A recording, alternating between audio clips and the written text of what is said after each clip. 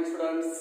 This is the first lecture from the chapter number 10, magnetic fields due to electric current. Magnetic fields due to electric current हा जो chapter आपण आता शिकणार आहोत त्याचं हे पहिले लेक्चर या ठिकाणी आपण घेणार आहोत. आता what is mean by magnetic field due to the electric current? Everybody know that in the 10th standard you already seen that. 10वी इयत्तेमध्ये तुम्ही इलेक्ट्रोमॅग्नेटिझम नावाचा चॅप्टर पाहिलेला होता आणि त्या चॅप्टरमध्ये तुमच्या असं लक्षात आलं की इलेक्ट्रिक मोटर असेल, इलेक्ट्रिक जनरेटर असेल, वेगवेगळ्या प्रकारचे कॉम्प्युटर्स असतील किंवा अशा प्रकारचे डिव्हाइस असतात, त्याच्यामध्ये काय होतं तुम्ही पाहिलेलं आहे त्या ठिकाणी पालक इलेक्ट्रिक मोटर असेल किंवा जनरेटरचं प्रिन्सिपल वर्किंग सगळ्या त्या ठिकाणी होतं. Whenever the current flows through the wire, जेव्हा एखाद्या वायरमधून करंट वाहतो तेव्हा त्या वायरच्या भोवती काय तयार होतं सांगा? मॅग्नेटिक फील्ड तयार होतं. When the current flows through the wire, when the current flows through the wire then the काय सांगा? Magnetic field is produce around that काय सांगा? वायर. असे प्रिन्सिपल त्या ठिकाणी पाहिलं होतं. याचा शोध लावला कुणी सांगा? ओरेस्टेड नावाच्या सायंटिस्टने. राईट, ठीक आहे. तर ओरेस्टेड डिस्कवर्ड दिस फिनॉमिना. जर एखाद्या वायरमधून आपण करंट असं पास आउट केला, when the current is passing through the काय सांगा? वायर, म्हणजे आपण म्हणूयात की charges are moving through the wire. Moving charges कळते सर्वांना. Current means what? Charge flowing per unit time is what is काय सांगा? करंट. करंट म्हणजे काय? Charge flowing per unit time, म्हणजे याचा अर्थ चार्ज फ्लो होतोय. करंट फ्लो होतोय म्हणजेच काय? चार्ज फ्लो होतोय. कळते सर्वांना? ठीक आहे. Charge flowing per unit time is what is काय सांगा? Current. Whenever the current passes through the wire, जेव्हा एका वायरमधून करंट पास होतो तेव्हा त्या वायरच्या भोवती काय तयार होतं सांगा? मॅग्नेटिक फील्ड प्रोड्यूस होते. आपण सर्वांनी पाहिलेले आहे. इथे लक्षात ठेवा. देन अँड देअर ओनली काय सांगा? आता समजा एक कंडक्टरने असा घेतला पालक इन दिस वे आणि अशा प्रकारे, आणि if this two ends of the काय सांगा? Conductor are join to the काय सांगा? बॅटरी. याच्या बॅटरीला मी काय केले सांगा? जोडले. राईट, ठीक आहे. Then current flows in the direction. अशा प्रकारे तो करंट काय होतो सांगा? मूव्ह होतो. If the currents in the two wires are in the opposite direction, जर दोन वायर मध्ये करंट ऑपोजिट डायरेक्शन असेल तर आपल्या असं लक्षात आलं, लक्षात येतं की these two conductors, हे जे दोन कंडक्टर आहेत ना त्यांच्यामध्ये ते काय रिपेल फ्रॉम इच अदर, ते एकमेकांसोबत रिपेल होतात आणि ते मूव्स इन दिस वे. लक्षात त्यांच्यामध्ये असा शेप प्राप्त होतो. ठीक आहे, रिपेल. बरोबर, ठीक आहे. रिपेलिंग फोर्स या ठिकाणी तयार होतो. कशामुळे झाला? It is not due to the काय? This repulsion is due to the magnetic field produce around the काय सांगा? Current carrying conductor. हा करंट कॅरिंग कंडक्टर जो आहे हा किंवा हा यांच्या भोवती जे मॅग्नेटिक फील्ड प्रोड्यूस झालं तर त्या सर्वांना ते मॅग्नेटिक फील्ड मुळे त्याच्यामध्ये इलेक्ट्रोमॅग्नेटिक फोर्स जो आहे किंवा आपण ज्याला म्हणतात magnetic force of repulsion is created their. Magnetic force of repulsion त्या ठिकाणी तयार झाला आणि या कंडक्टर त्या कंडक्टरमध्ये रिपल्शन डेव्हलप होतं आणि रिपल्शन डेव्हलप झाल्यामुळे काय आला का? दिस कंडक्टर इज काय सांगा? Pushed in that way, this conductor is pushed in another way. तर ते सर्वांना ठीक आहे. अशा प्रकारे त्या ठिकाणी गोष्टी घडून जातात. तर ते सर्वांना ठीक आहे. आता सेकंड केस जर आपल्याला पाहिजे असेल पालक, जर आपण काय केलं असे दोन कंडक्टर घेतले, इफ यू टेक द काय सांगा? Two conductors. असा एक कंडक्टर घेतला. राईट, ठीक आहे. आणि काय सांगा? दुसरा एक कंडक्टर या ठिकाणी मी घेतला. राईट, ठीक आहे. Now if the current flowing in the first conductor is in this direction and current flowing in the काय second current is in this direction, म्हणजे कशा प्रकारे समजा आपले इंटरनली असे जोडले पालक. हा जो कंडक्टर आहे की नाही तो असा एकदा असा आणला त्याला जोडला का सर्वांना, आणि मग त्याचं जे दुसरं टोक आहे नीट लक्षात द्या, आणि याचं दुसरं टोक. ठीक आहे. तर हे जे दोन टोक आहेत एकमेकांना काय केले? प्लस आणि काय सांगा? मायनस. प्लस आणि minus. You can see that path current is moving in this वे. हे पाहिजे करंट मूव्ह झाला त्याच्यातून काय आलं पालक सगळं अशा प्रकारे. एकच minute. Current is moving in this way like this one. अशा प्रकारे करंट मूव्ह झाला. तर ते सर्वांना ठीक आहे. आता हा करंट या ठिकाणी मूव्ह झाल्यानंतर आता आपल्याला काय करायचं पालक? त्यात हा जो करंट आहे तो सुद्धा असाच दाखवायचा की नाही आपल्याला. ठीक आहे. मग हा करंट असा या ठिकाणी हे याला जोडतो. चला ठीक कॅन्सल करूयात आपण. ठीक आहे. हे जे टोक आहे ना ते इंटरनली मी याला जोडतो, असं याला जोडतो. लक्षात घ्या इंटरनली. राईट, ठीक आहे. Then that current will move like this one. अशा प्रकारे मूव्ह होईल आणि मग या करंट कंडक्टरमधून काय सांगा? असा खाली येईल. राईट, ठीक आहे. Like this one. आणि नंतर हे जे टोक आहे ना हे टोक मी ह्याला काय करतो? असं जोडून टाकतो. लक्ष द्या माझ्याकडे. मला डायरेक्शन सेम दाखवायचं होतं, महत्वाचं होतं माझ्या दृष्टीने तो होता. इथे लक्षात ठेवा. आय हॅव टू सांगा सेम डायरेक्शन. तर पहा यू कॅन सी दॅट पहा प्लस आणि मायनस दोन टोक आहेत. इकडनं करंट असं गेला. राईट, ठीक आहे. या कंडक्टरमधून करंट कुठे चाललंय सांगा? खालच्या बाजूला चाललंय. Current is moving in this direction. Right, ठीक आहे. नंतर काय केलं? हे जे टोक आहे ते त्याला जोडले. लक्षात घ्या इंटरनली. कळतं सर्वांना? ठीक आहे. आणि मग त्यातून करंट सुद्धा कुठे चाललाय सांगा? परत खाली चाललंय. असा करंट गेला असा आला आणि in this way the current flows in the काय सांगा? Battery like this one. अशा प्रकारे सर्किट कंप्लीट होतो. होते सर्किट कंप्लीट. आता काय लक्षात आलं तुमच्या की both the currents in both the conductors, the currents are काय सांगा? Moving in the same direction. Currents काय होतात सांगा? सेम डायरेक्शन मूव्ह होतात in both the conductors. Currents are moving in the काय सांगा? Same direction. Then you can observe that. असं लक्षात येतं की as soon as we start the current, ज्या क्षणी आपण आपण करंट स्टार्ट करतो त्या ठिकाणी then the current then this conductors हे काय कंडक्टर आहेत ना दे गेट काय सांगा पुल टुवर्ड्स इच अदर एकमेकांना असं पुल होतात लक्षात in this way they get काय सांगा पुल टू इच अदर म्हणजे this current is pushed in this way this conductor is pushed in this way आणि लक्षात म्हणजे दे आर पुल्ड काय सांगा टुवर्ड्स इच अदर ते एकमेकांना असे ओढले जातात हे लक्षात घ्या तर सर्वांना या केस मध्ये काय आलं एकमेकांपासून लांब ढकलले जातात आणि या केस मध्ये काय होतं सांगा दे आर काय सांगा पुल टू इच अदर एकमेकांना ढकलले ओढले जातात ढकलले जातात तर सर्वांना ठीक आहे अशा पद्धतीने हे सुद्धा परत कशामुळे होतंय सांगा it is due to the काय सांगा magnetic fields produce around this conductor and this conductor हे दोन कंडक्टर जे आहेत त्यांच्यामध्ये मॅग्नेटिक फील्ड प्रोड्यूस होतं आणि त्या मॅग्नेटिक फील्ड मध्ये काहीतरी इंटरॅक्शन होते आणि त्या इंटरॅक्शन आयदर दे आर काय सांगा pushed away or either they are काय सांगा pulled to each other तर सर्वांना इथं currents are in opposite direction currents are opposite direction याच्यामध्ये वर चाललंय याच्यामध्ये करंट खाली चाललाय देन काय सांगा conductor are pushed away conductor एकमेकांपासून लांब ढकलले जातात आणि इफ दे आर काय सांगा travelling in the current are travelling in the same direction in from both the conductors दोन्ही कंडक्टर मधून सेम डायरेक्शन जर करंट चालला असेल तर ते काय होतं एकमेकांकडे पुल होतात तर ते सर्वांना हे त्यावरून लक्षात घ्या हे काय सांगायचं मला याच्यातून असं सांगायचं की Wien ever the current passes through the conductor जेव्हा एखाद्या कंडक्टर मधून काय होतं सांगा करंट पास होतो तर सर्वांना तेव्हा त्याच्या भोवती काय तयार होते सांगा मॅग्नेटिक फील्ड तयार होतं आणि this magnetic field depends upon the direction of काय सांगा current flowing through the conductor हे जे मॅग्नेटिक फील्ड प्रोड्यूस होते की नाही हे मॅग्नेटिक फील्ड करंट ह्या कंडक्टर मधून जो करंट चाललाय त्या कंडक्टरच्या डायरेक्शनवर डिपेंड असतं काय सांगायचं मला लक्षात येते तुमच्या ठीक आहे the magnetic field depends upon the काय सांगा direction of current flowing through the कंडक्टरचा करंटचं डायरेक्शन बदललं की तुमच्या लक्षात आलं एकदा पुश होते हवे ते एकदा ओढले जातात हे लक्षात घ्या म्हणजे याच्यावर मला हे सांगायचे फक्त की magnetic field produce around the current carrying conductor current carrying कंडक्टरच्या भोवती तयार होणार जे मॅग्नेटिक फील्ड आहे ना it depends upon the direction of काय सांगा current flowing through the conductor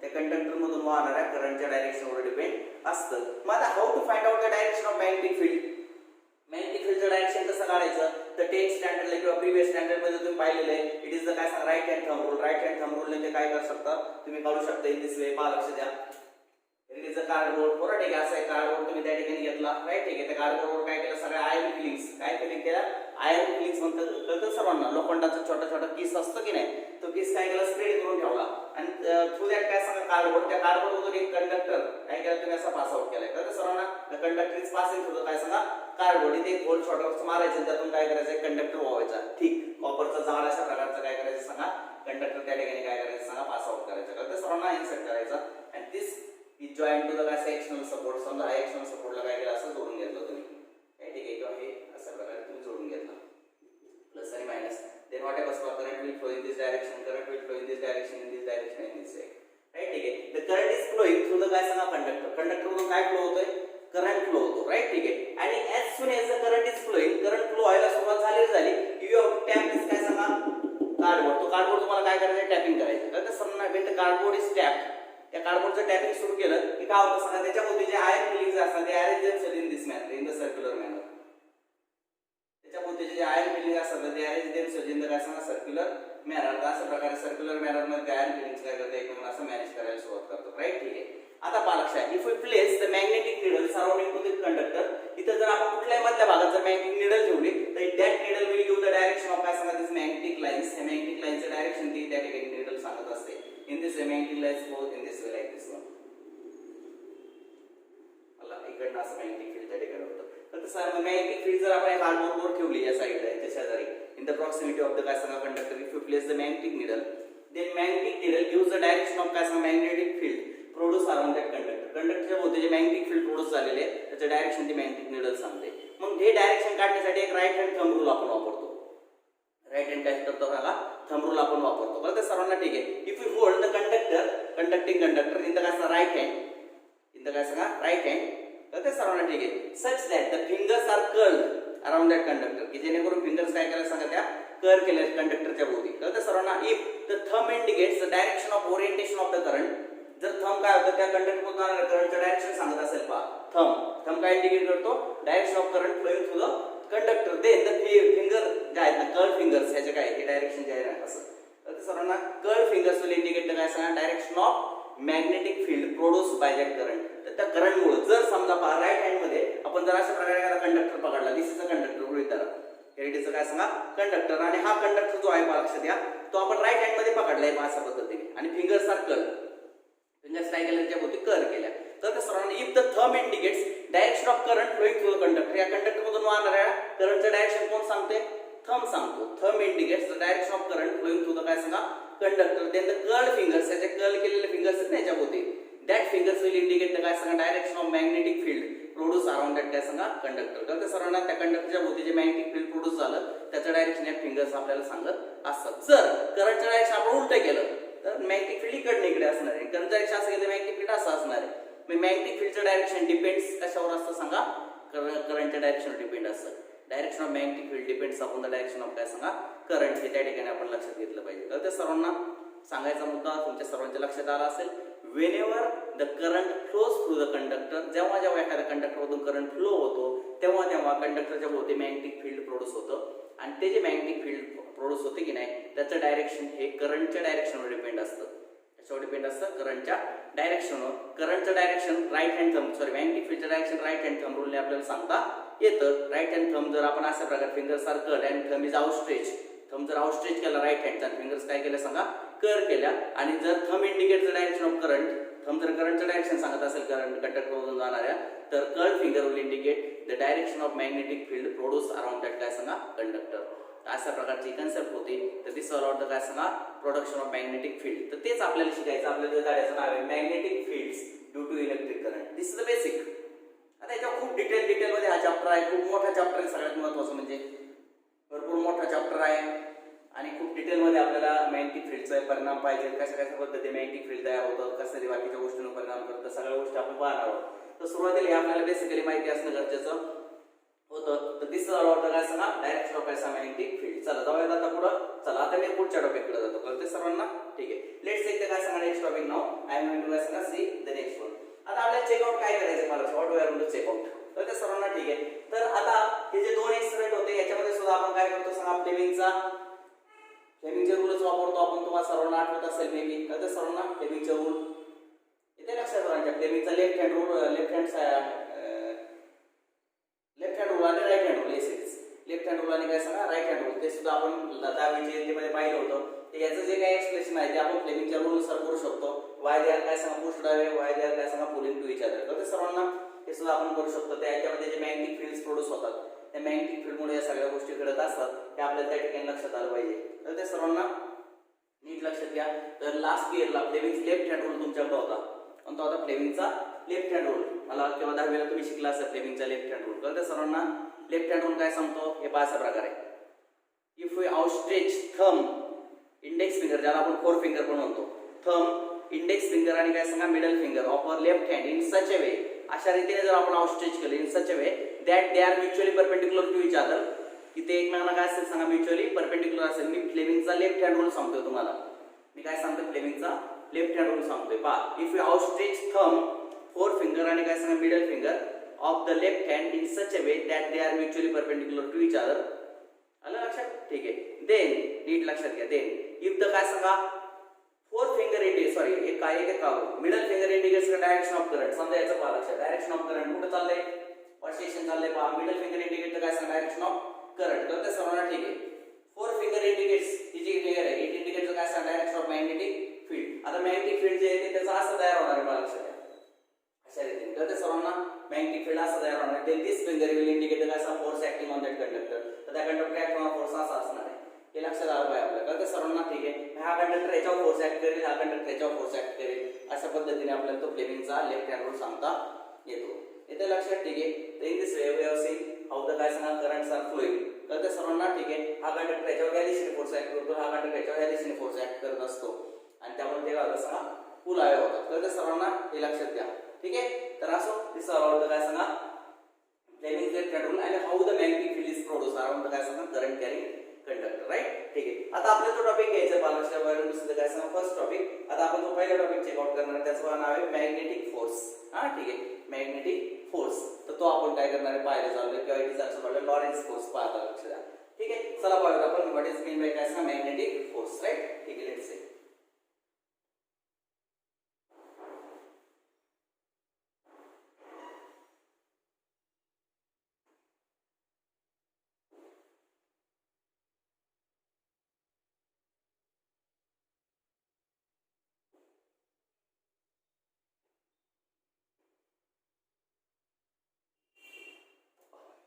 जो आता आपल्याला घ्यायचा आहे तो आहे मॅग्नेटिक फोर्स. आता what is mean by magnetic force किंवा तो कशा पद्धतीचं डायरेक्शन असतं मॅग्नेटिक काय सांगा फोर्स ते आपण चेक आउट करणार आहे. पहा लक्षात मॅग्नेटिक फोर्स राईट. ठीक आहे पहा when the charge is moving in the काय सांगा मॅग्नेटिक फील्ड. जर एखादा charge is allowed some charge is allowed to move तुझं काय सांगा मॅग्नेटिक फील्ड. समजा मॅग्नेटिक फील्ड आहे त्याच्यातून एका चार्जला आपण अलाउड केलं. लक्ष द्यायला काय सांगायचं नीट लक्षात घ्या. ठीक आहे सुद्धा काय सांगा magnetic field the charge is allowed तर सर्वांना पहा लक्ष द्या. समजा असं होईल की हे रेडीचं काय सांगा नॉर्थ पोल हे रेडीचं काय सांगा south pole. Magnetic field is directing in this direction या दिशेने मॅग्नेटिक फील्ड ऍक्ट होते. सर्वांच्या लक्षात आलं असेल. बी बार इज द काय सांगा magnetic field and the charge is moving. Charge काय करतो सांगा ह्याच्यामध्ये मूव्ह होतोय. चार्जेस काय सांगा मूव्हिंग हे पहा इकडे लक्ष अशा प्रकारे क्यू इज द चार्ज. हा जो चार्ज आहे की नाही इट इज द काय सांगा Q. Q is the charge moving in that magnetic field. त्या मॅग्नेटिक फील्ड मध्ये कोणता चार्ज मूव्ह होतोय सांगा क्यू एवढा चार्ज मूव्ह होतोय. लक्षात घ्या. तर सर्वांना ठीक आहे. When the charge is moving that on the काय सांगा in the external magnetic field तर त्यावेळेला त्या चार्जवर जो फोर्स ऍक्ट होतो काय ऍक्ट होतो सांगा फोर्स ऍक्ट होतो त्या चार्जवर. तर ते सर्वांना ठीक आहे. That force is called as काय सांगा magnetic force acting on the moving charge. त्याला आपण काय म्हणतो सांगा मॅग्नेटिक फोर्स ऍक्टिंग ऑन काय सांगा मूव्हिंग चार्ज. आता का फोर्स ऍक्ट होतो ते पहिलं आपण एक्सप्लेन करू. मग किती फोर्स ऍक्ट होतो तो नंतरचा पार्ट आला आपला. पहिली गोष्ट फोर्स काय ऍक्ट होतो त्याचं कारण असं आहे की एक्सटर्नल मॅग्नेटिक फील्ड कोणतं B bar. B bar is the external magnetic field आणि charge is moving through this conductor. असं होतं की चार्ज या दिशेने मूव्ह होतोय. चार्ज कोणत्या दिशेने मूव्ह होतोय सांगा या दिशेने मूव्ह होतोय. कळतं सर्वांना ठीक आहे. मग चार्ज जर या दिशेने मूव्ह होत असेल v with the velocity of charge त्या चार्जच्या व्हेलॉसिटीला आपण v बार म्हणूयात. कळतं सर्वांना. आणि मॅग्नेटिक फील्डला आपण काय म्हणूयात सांगा v बार असं म्हणूयात. कळतं सर्वांना नीट लक्षात घ्या. v bar is the external magnetic field and v bar is the velocity of the charge moving in that काय magnetic field. तर ते सर्वांना ठीक आहे. अशा प्रकारे जर आपण मूव्ह होत असेल तर या चार्जवर काय होतं सांगा फोर्स ऍक्ट होतो. चार्जवर काय ऍक्ट होतो सांगा फोर्स ऍक्ट होतो and that force हा जो काय फोर्स आहे हा जो काय फोर्स आहे तर सर्वांना ठीक आहे. तो फोर्स जो आहे त्याला आपण काय म्हणतो सांगा मॅग्नेटिक फोर्स. आता का तयार होतं त्याचं कारण असं आहे की जेव्हा जेव्हा एखादा चार्ज मूव्ह होतो म्हणजे करंट मूव्ह होतो. Rate of charge flowing per unit time is called as current. कळतं सर्वांना. माझा मला सांगा चार्ज मूव्ह होतो म्हणजे करंट तेव्हा त्या चार्जच्या भोवती सुद्धा काय तयार होतं स्वतःच एक मॅग्नेटिक फील्ड तयार होतो. म्हणजे this external magnetic field and the magnetic field produce due to this काय सांगा करंट. याच्यातून जो करंट म्हणजे चार्ज चाललाय त्या चार्ज मुळे जे मॅग्नेटिक फील्ड तयार झालं याच्या भोवती ते मॅग्नेटिक फील्ड आणि बाहेरचं मॅग्नेटिक फील्ड याच्यात काहीतरी इंटरॅक्शन झालं. याच्यात काहीतरी काय सांगा इंटरॅक्शन झालं. Due to the interaction what happens this charge is काय सांगा पुश्ड अवे किंवा त्याच्यावर फोर्स ऍक्ट होतो. तो इकडे किंवा इकडे मागच्या बाजूला असा ढकलला जातो. त्या चार्जेस काय सांगा पुश्ड अवे. तर सर्वांना तो चार्ज लांब असा ढकलला जातो. त्यालाच म्हणूयात आपण मॅग्नेटिक फोर्स असं म्हणतो. सर्वांच्या कन्सेप्ट लक्षात आले असेल. परत लक्षात घ्या.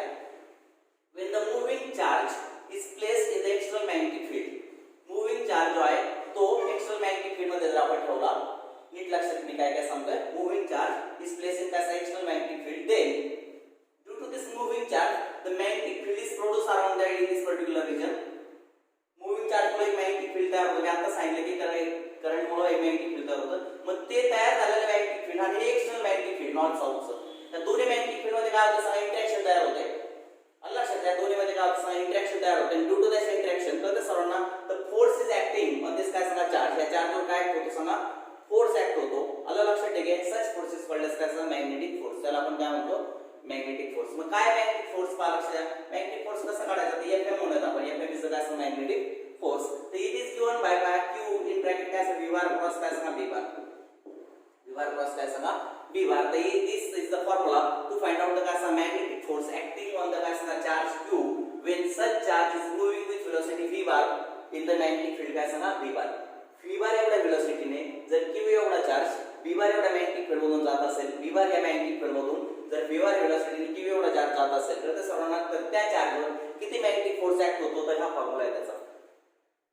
सर्वांना magnetic force. The magnetic force it is a vector quantity that's why Fm bar is equal to q into v bar plus काय सांगा b bar. आलं लक्षात ठीक आहे. आता obviously we can see that F bar equal to V bar cross B bar. हा ठीक आहे. इट इज क्लिअर दॅट या ठिकाणी असं क्लिअर होतं. इट इज काय सांगा क्लिअर दॅट पार्शा F bar is perpendicular to both काय सांगा B bar and काय सांगा B bar. फोर्स जो ऍक्ट होतो की नाही तो ऍक्ट होणारा फोर्स हा B bar ला आणि B bar ला दोघांना परपेंडिक्युलर असणार आहे. आता पार्शा मी तुम्हाला एक्सप्लेन करतो नीट लक्ष द्या. हे पहा B bar हा पहा B bar this pen indicates काय असणार B bar. This pen indicates काय असणार velocity of charge. This pen indicates काय असणार व्हेलॉसिटी ऑफ चार्ज. कळतं सर्वांना अशा प्रकारे येते लक्षात. ठीक आहे. जर असं जर दोन दाखवलं तर दिस पेन विल इंडिकेट, हे पहा जो पेन आहे तर ते सर्वांना हा जो पेन आहे हा काय करेल सांगा, इट विल इंडिकेट काय असणार डायरेक्शन ऑफ मॅग्नेटिक फोर्स. कळतं सर्वांना. कारण का इथं क्लिअर झाले की V bar cross B bar cross product ने येणारा नवीन वेक्टर हा या दोन्ही वेक्टरला कसा असतो परपेंडिक्युलर. जसं की तुम्ही वेक्टर प्रॉडक्ट नावाचा चॅप्टर 11 शिकलाय त्यावर जर तुम्ही पाहिलं असेल की आर बार इक्वल टू जर ए बार प्लस बी बार असेल तर तुम्हाला सर्वांना माहिती आहे की काय सांगा R bar is perpendicular to काय सांगा बोथ ए बार आणि काय सांगा बी बार. आर बार जो ए बार आणि बी बार दोघांना परपेंडिक्युलर असतो. मग त्या कन्सेप्ट नुसार V bar plus B bar equal to F M bar की नाही. मग जर व्ही बार आणि बी बार या दोघांना एफ एम बार कसा असणार आहे परपेंडिक्युलर. मग आता लक्षात परत एक लक्षात घ्या मी काय काय सांगतोय लक्षात. दिस इज द काय सांगा हा पेन जो आहे तो बी बार इंडिकेट, हा पेन जो आहे तो काय इंडिकेट करतो बी बार इंडिकेट करतो. दिस पेन इंडिकेट काय सांगा व्हेलॉसिटी ऑफ द चार्ज. मग दिस पेन विल इंडिकेट काय सांगा हा पेन काय इंडिकेट करणार आहे अशावेळी येते लक्षात तुमच्या. दिस पेन विल इंडिकेट काय सांगा डायरेक्शन ऑफ मॅग्नेटिक फोर्स. लक्षात आलं सर्वांच्या. मॅग्नेटिक फोर्स हा व्ही बार आणि बी बार दोघांना परपेंडिक्युलर असतो हे लक्षात घ्या. आणि म्हणून आपण असं म्हणतोय मी जर फिगर ड्रॉ करायची ठरली मला हे लक्षात घ्या ते या कन्सेप्ट नुसार तर माझ्या असं लक्षात येतं लक्ष द्या पाणी लक्षात घ्या मला काय सांगायचं त्या ठिकाणी तुम्हाला. तर ही दिस इज काय सांगा here is a B bar, here is a काय सांगा B bar, then magnetic force is in this direction. तर ते सर्वांना एक्स वाय काय सांगा झेड ऍक्सिस. तर ते जाते एक्स वाय झेड ऍक्सिस हे तीन ऍक्सिस आहेत झेड आहे. हा ठीक आहे. असं जरा तर हा असणार तुमचा काय सांगा F M bar because F M bar is equal to काय सांगा V bar cross B bar into Q असा असतो. आणि त्यामुळे काय असणार F M bar will be in this direction. Magnetic force will act in this direction because this vector indicate the काय सांगा v bar cross काय सांगा b bar. कारण हा वेक्टर तुम्हाला v bar cross b bar सांगणार आहे.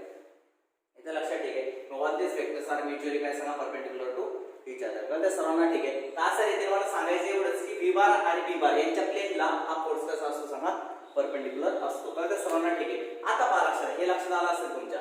Okay ठीक आहे. आता पहा लक्षात इथं काय हे जे एक्सप्रेशन मी सांगितलं ते काय सांगितलं इफ चार्ज इफ काय सांगा charge Q is moving, if a charge is काय सांगा Q is काय सांगा moving in external magnetic field, external magnetic काय सांगा field. कोणतं magnetic field सांगा B bar with velocity काय सांगा B bar. तर ते सर्वांना किती velocity ने then magnetic force acting on that charge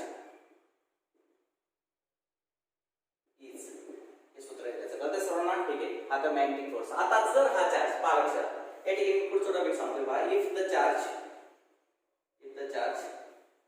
Q is moving, if the charge Q is काय सांगा moving in Q is place, if the moving charge असं म्हणूयात, if the moving charge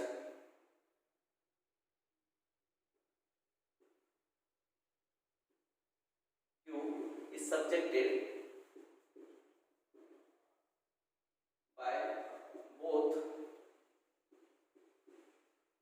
electric and magnetic fields, then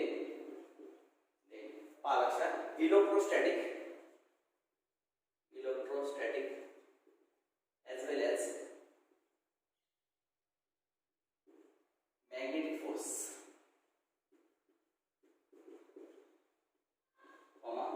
both forces acts on that charge. दोन्ही forces त्या चार्जवर act होऊ शकतात. नीट लक्षात घ्या. तर सर्वांना मग total force acting is equal to total force acting on that charge is equal to काय सांगा इलेक्ट्रोस्टॅटिक फोर्स प्लस काय सांगा मॅग्नेटिक फोर्स. तर सर्व electrostatic force plus magnetic force या सूत्रात तुम्हाला दोन्ही फोर्सेस ऍक्ट होताना दाखवता येतील. तर सर्वांना पण कधी जर चार्ज जो मूव्हिंग चार्ज इज सब्जेक्टेड दोन्ही फील्ड लावले इलेक्ट्रिक फील्ड पण अप्लाय केला आणि मॅग्नेटिक फील्ड पण जर अप्लाय केला त्याच्यातून जर मूव्हिंग चार्ज होत असं. आता इथे फक्त आपण मॅग्नेटिक फील्ड अप्लाय केलं होतं पण जर आपण इलेक्ट्रिक फील्ड सुद्धा अप्लाय केलं तर सर्वांना इफ वी अप्लाय द काय सांगा electric field also then what will happen लक्ष द्या. तर त्या ठिकाणी मग टोटल फोर्स जो आहे ने this force is equal to by electric static force जो असतो तो काय असतो Q * E bar. E bar is intensity of electric field. तर सर्वांना Q * काय सांगा E bar आणि मॅग्नेटिक फोर्स ने तर तुम्हाला दाखवलेलं आहे. काय सांगा तो Q * काय सांगा V bar क्रॉस काय सांगा B bar. राइट ठीक आहे. In this direction we can guess this is the derivation for the guys total force acting on the moving charge when it is placed in external electric as well as magnetic field. The external electric आणि magnetic दोन्ही field मध्ये जर moving charge तुम्ही ठेवलं तर त्या moving charge वर किती force act होतो एवढा force त्या ठिकाणी act होतो. तर ते सर्वांना this is the force acting on the moving charge when it is placed in external electric as well as काय सांगा magnetic field. तर त्या सर्वांना हे लक्षात घ्या.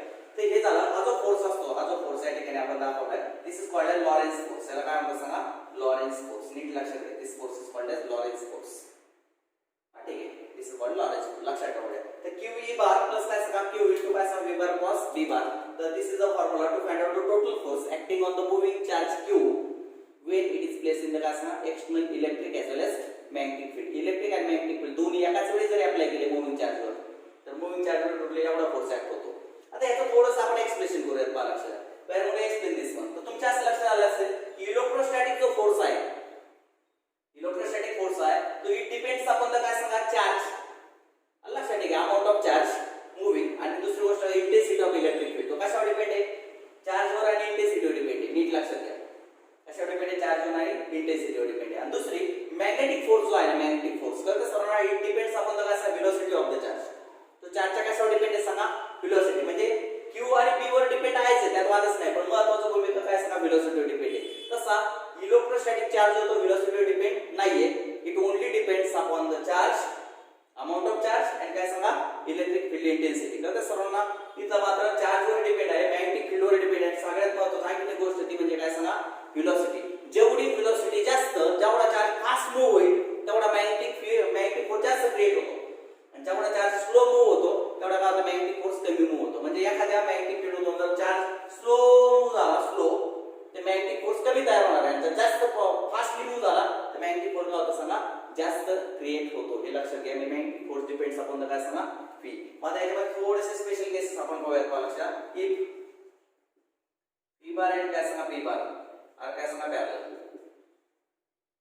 then theta equal to सांगा 0 आणि you can see that sin theta is equal to 0 sin theta equal to 0 म्हणजे V bar cross B bar you can see that VB into काय सांगा sin theta आणि उत्तर किती आलं तुमचं सांगा 0. तर ते सर्वांना मी याचा अर्थ therefore आपण असं म्हणू शकतो की काय होतं magnetic force acting on the charge will be काय सांगा 0.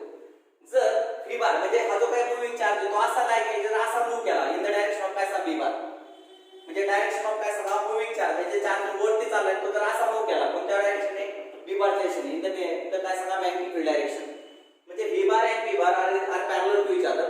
जर पॅरलल असेल तर काय होईल सांगा तर sin theta 0 आहे तर V bar cross B bar equal to VB sin theta आणि मग उत्तर तुमचं 0 येणार आहे. म्हणजे याचा अर्थ काय की जर moving charge moves in the काय सांगा same direction of magnetic field जर चार्ज मॅग्नेटिक फील्डच्या दिशेने मूव्ह होत असेल तर मॅग्नेटिक फोर्स 0 येतो. तर ते सर्वांना लक्षात आलं मी काय सांगितलं मॅग्नेटिक फोर्स कम काय सांगा 0 हे लक्षात घ्या. सेकंड केस आपल्याला सांगता येईल की if the charge is stationary इथं काय सांगा चार्ज इज स्टेशनरी जर तो चार्ज स्टेशनरी असेल stationary then V is equal to काय सांगा 0 आणि मग जर V 0 झाला तर V bar cross B bar is equal to काय सांगा 0 then also we can say that काय सांगा मॅग्नेटिक फील्ड इज काय सांगा 0 मॅग्नेटिक फोर्स त्या केस मध्ये सुद्धा 0 असेल. मग जर एखादा चार्ज इथं स्थिर ठेवला मूव्हिंग चार्ज च्या काय केला कॉन्स्टंट स्टेशनरी जर चार्ज ठेवला आपण या ठिकाणी तर त्याच्यावर मॅग्नेटिक फील्ड ऍक्ट होणार नाही. इलेक्ट्रिक फील्ड ऍक्ट होईल कारण इलेक्ट्रिक फील्ड व्हेलोसिटीवर डिपेंड नाहीये. लक्षात घ्या व्हेलोसिटीवर कोण डिपेंड आहे मॅग्नेटिक फोर्स डिपेंड आहे. लक्षात घ्या इलेक्ट्रिक फोर्स हा व्हेलोसिटीवर डिपेंड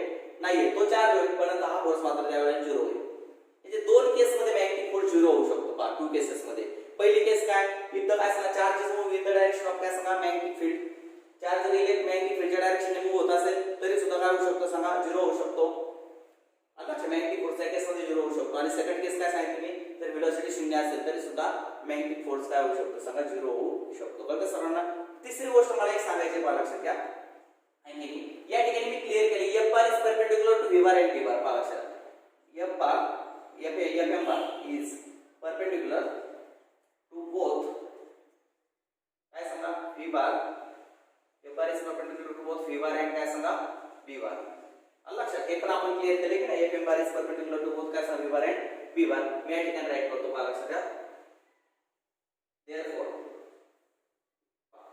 लक्षात घ्या FM bar is perpendicular to काय सांगा V bar but displacement and velocity are same direction in काय सांगा same direction displacement and velocity same डायरेक्शनला असतात आणि म्हणून आपण म्हणूया काय सांगा Fm bar is perpendicular to काय सांगा डिस्प्लेसमेंट.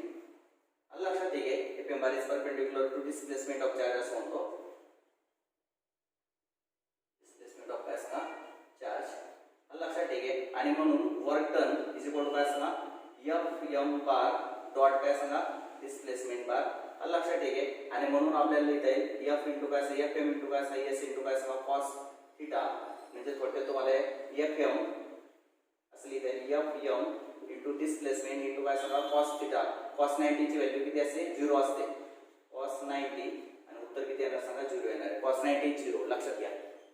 लक्षात म्हणजे थोडक्यात काय आलं सांगा वर्क डन इक्वल किती आलं सांगा 0 आलं. तर त्या सर्वांना म्हणजेच थोडक्यात मला सांगा की मॅग्नेटिक फोर्स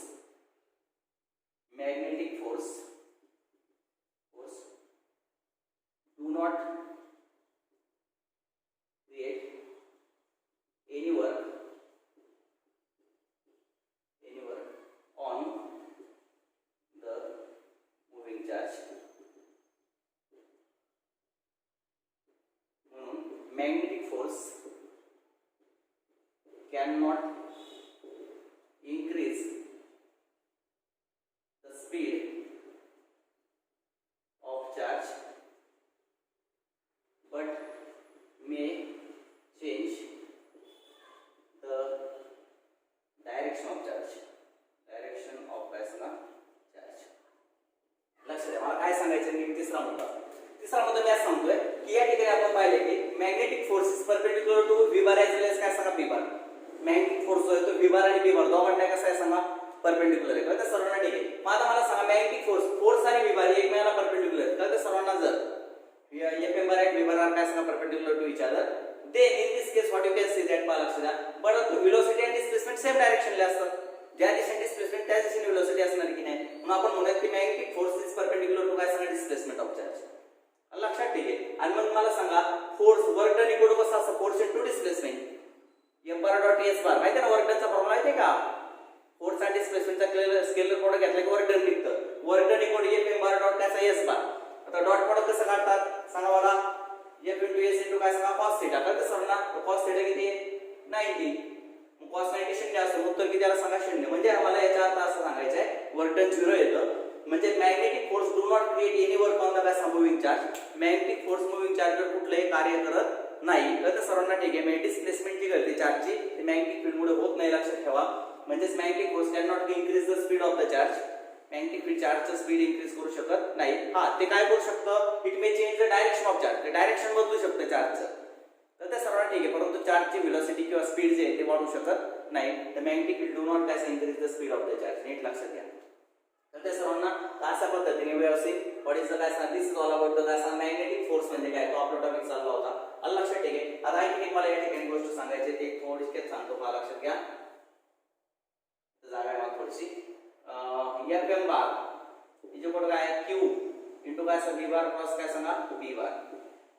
बरोबर ठीक आहे. आपण असं म्हणू शकतो मला लक्षात घ्या Fm bar Fm is equal to QVB into काय सांगा sin theta into n cap. where n cap is unit vector along Fm bar. तर ते सर्वांना असं आपल्याला लिहिता येईल. तर ते सर्वांना where n cap is unit vector along F आणि V बार प्लस V बार म्हणजे VB sin थिटा असतं. तर ते सर्वांना लक्षात आलं सर्वांना. थिटा जर 90 असेल पहा फॉर थिटा इक्वल टू काय सांगा 90 तर sin theta is equal to 1 येतो. म्हणजे याचा अर्थ तुमचं उत्तर येईल Fm इज इक्वल टू काय सांगा QVB in magnitude only in magnitude in काय सांगा मॅग्निट्यूड. लक्षात घ्या. तर ते सर्वांना मॅग्निट्यूड मध्ये काय घेतलं समजलं का मला Fm इज इक्वल टू काय आलं सांगा Fm म्हणजे magnetic force. Fm for magnetic force. तर सर्वांना म्हणून B is equal to B is equal to येते M आपण काय सांगा QV. B is equal to काय सांगा Fm आपण QV. Using this we can define the काय सांगा मॅग्नेटिक फील्ड. तर ते सर्वांना मॅग्नेटिक फील्डचं युनिट आपल्याला सांगता येतं. तर आता मला सांगा युनिट ऑफ B या ठिकाणी तुमच्या युनिट ऑफ काय सांगा magnetic field is equal to force unit काय असं न्यूटन. तर ते सर्वांना ठीक आहे. क्यूचं युनिट काय सांगा क्यूचं युनिट काय सांगा कोलम आणि व्हेलॉसिटी युनिट काय मीटर पर सेकंड. तर ते सर्वांना ठीक आहे. मग थोडक्यात असं युनिट आलं ते म्हणजे याचा अर्थ न्यूटन सेकंद आपण काय सांगा कोलम इंटू काय सांगा metre. This is unit of काय सांगा B. मॅग्नेटिक फील्डचं युनिट काय पाहिजे कळालं का तुम्हाला. This should be the unit of काय सांगा न्यूटन सेकंड पर काय सांगा कोलम सेंटीमीटर. cm नाही बरं का कोलम मीटर आहे लक्षात घ्या. Coulomb C for coulomb not centimetre, C for coulomb. तर त्या सर्वांना ठीक आहे. न्यूटन सेकंद आपण coulomb metre, this is the unit of काय सांगा मॅग्नेटिक फील्ड. तर this unit is called as काय सांगा टेस्ला. या युनिटला काय म्हणतात सांगा टेस्ला असं म्हणतात. नीट लक्षात घ्या. इट इज कॉल्ड एज काय सांगा टेस्ला. बरोबर ठीक आहे. मग टेस्ला म्हणजे काय, तर त्या हे जे युनिट आहे यालाच आपण टेस्ला म्हणजे मॅग्नेटिक फील्डचं युनिट इथून पुढे लक्षात ठेवायचं. इट्स युनिट इज काय सांगा टेस्ला. त्याचं युनिट जे आहे ते टेस्ला असतं हे लक्षात घ्या. मग आता पहा लक्षात, it is called as tesla. It is denoted by capital T और it is denoted by capital T. आणि लक्षात ठीक आहे. आणि हे पण लक्षात ठेवा 1 tesla is equal to 10⁴ gauss. ठीक आहे. 1 टेस्ला इक्वल टू काय सांगा 10⁴ gauss. This gauss is another unit of the काय सांगा मॅग्नेटिक फील्ड. हां मग त्यांच्यावर रिलेशन आहे. 1 टेस्ला इक्वल टू 10⁴ काय सांगा गॉस. त्याच्यावर तुम्ही डेफिनेशन सुद्धा सांगू शकता. कशाची 1 टेस्लाची. 1 टेस्लाची डेफिनेशन सुद्धा तुम्हाला सांगता येईल. पहा if the magnetic force of काय सांगा 1 newton is acting on the काय सांगा charge of 1 coulomb moving perpendicular to the काय सांगा force with velocity 1 metre per second. म्हणजे परत एकदा आहे का, if 1 coulomb charge is moving in the काय सांगा मॅग्नेटिक फील्ड. बरोबर ठीक आहे. If the 1 coulomb charge is moving in magnetic field with velocity काय सांगा 1 metre per second and if 1 newton force is acting on that काय सांगा charge. जर त्या चार्जवर 1 न्यूटन फोर्स ऍक्ट होत असेल then the magnetic field applied on that charge is said to be काय सांगा 1 टेस्ला. तर त्या चार्जवर अप्लाय केलेलं मॅग्नेटिक फील्ड किती आहे सांगा 1 टेस्ला असं सांगते. याच्यावरून सांगता येते मला लक्षात. परत ऐका, if 1 coulomb charge is moving with velocity काय सांगा 1 मीटर पर सेकंड लक्षात in the magnetic field, in the external magnetic field, and if 1 Newton force is acting on that charge perpendicular, velocity ला perpendicular 1 Newton force जर त्याच्यावर act होत असेल तर external magnetic field applied is said to be काय सांगा 1 tesla. तर external magnetic field किती अप्लाय केलं तुम्ही 1 टेस्ला अप्लाय केले. तर अशा प्रकारे हे सुद्धा आपण पाहिलं. तर हा जो टॉपिक होता आपला होता काय सांगा युनिट ऑफ काय सांगा पी. तर त्या सर्वांना अशा पद्धतीने आपण आज पाहिलं काय सांगा magnetic force acting on the काय सांगा charge moving in magnetic field. तर त्या सर्वांना त्या मॅग्नेटिक फील्ड मध्ये जर एखादा चार्ज मूव्ह होत असेल तर त्याच्यावर काय होतं सांगा फोर्स ऍक्ट होतो. आणि तो जो फोर्स असतो त्याचं डायरेक्शन त्याचं मॅग्निट्यूड कोणत्या सूत्राने तो चार्ज काढतात. जर दोन्ही फील्ड लावली तर काय फॉर्म्युला वापरायचा, एकच फील्ड लावलं तर काय फॉर्म्युला वापरायचा. इलेक्ट्रिक आणि मॅग्नेटिक दोन्ही फील्ड असेल तर एवढा फोर्स ऍक्ट होतो चार्जवर. आणि फक्त मॅग्नेटिक फील्ड अप्लाय केलं तर एवढा फोर्स ऍक्ट होतो चार्जवर. हे लक्षात घ्या. बाकीच्या सगळ्या गोष्टी मी या ठिकाणी संपूर्ण आहे हे सगळं तुमच्या नोटबुक मध्ये राईट करा. हा चॅप्टर बऱ्यापैकी अवघड आहे, बऱ्यापैकी लेंदी आहे, खूप अवघड पण आहे, खूप लेंदी पण आहे. कारण आता जसं आपण पुढे जाऊ तसं भरपूर तुम्हाला लक्षात येतील की so many concepts are there. खूप सिलेबस या चॅप्टर मध्ये आहे. So many concept you will observe in this particular chapter. तर ते पहिल्यापासून लक्षात ठेवा. पहिल्यापासून एक लेक्चर जे आहे ते कंटिन्युअसली पाच चला, समजून घ्या. चला पुस्तकाचा उपयोग करायचा. लेक्चर संपलं की पुस्तकात पहा, नोट्स काढा स्वतःच्या, हे पण लिहा.